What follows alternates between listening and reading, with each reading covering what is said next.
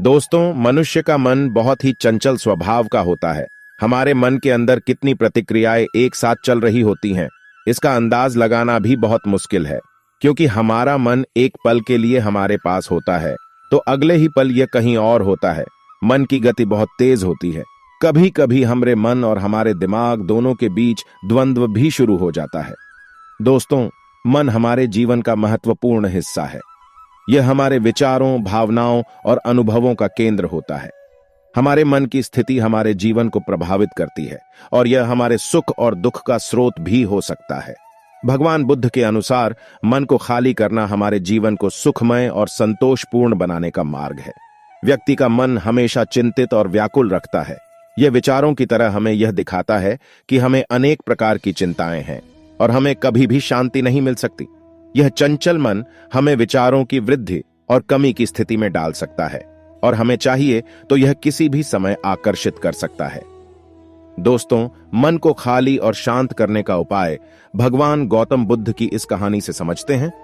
एक बार एक युवा भिक्षु महात्मा बुद्ध के पास गया और उसने कहा, गुरुदेव, मैं अपने मन को शांत नहीं कर पा रहा हूं। मेरे मन में हमेशा कुछ न कुछ चलता रहता है। मैं अपने विचारों और भावनाओं से परेशान हूं। महात्मा बुद्ध ने मुस्कुराकर कहा, मन को शांत और खाली करना एक कला है। इसे सीखने में समय लगता है, लेकिन निरंतर अभ्यास से यह संभव है। महात्मा बुद्ध भिक्षु को एक सरोवर के पास ले गए। सरोवर का पानी बहुत ही साफ और शांत था।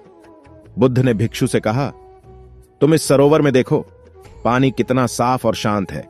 इसकी तुलना में तुम्हारा मन बहुत ही उथला और अशांत है। इसमें तरह तरह की भावनाएं और विचार आते जाते रहते हैं।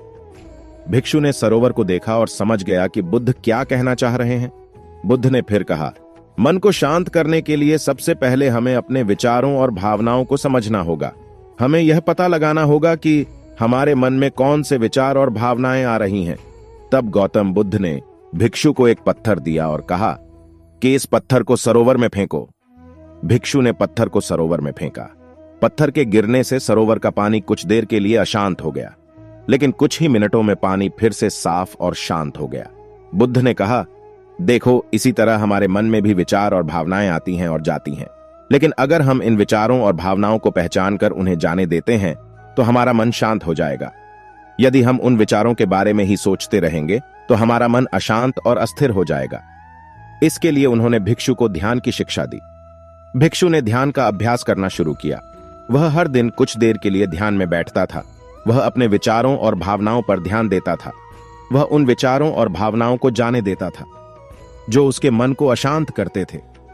धीरे धीरे भिक्षु का मन शांत होने लगा। वह अपने विचारों और भावनाओं से परेशान नहीं होता था। वह जीवन में शांति और खुशी महसूस करने लगा। फिर कुछ दिन बीतने के बाद एक दिन भिक्षु ने बुद्ध से कहा, गुरुदेव, मैं अपने मन को शांत कर पा रहा हूं। मैं अपने विचारों और भावनाओं से परेशान नहीं हूं। अब मेरा मन मेरे वश में है। महात्मा बुद्ध ने मुस्कुराकर कहा, यह अच्छी बात है। मन को शांत करना एक बहुत ही महत्वपूर्ण बात है। इससे हम जीवन में शांति और खुशी प्राप्त कर सकते हैं। दोस्तों, मन को खाली करने के लिए हमें ध्यान, तपस्या और साधना का पालन करना होता है। मन को खाली करने से हम जीवन के हर पल को सुखमय बना सकते हैं।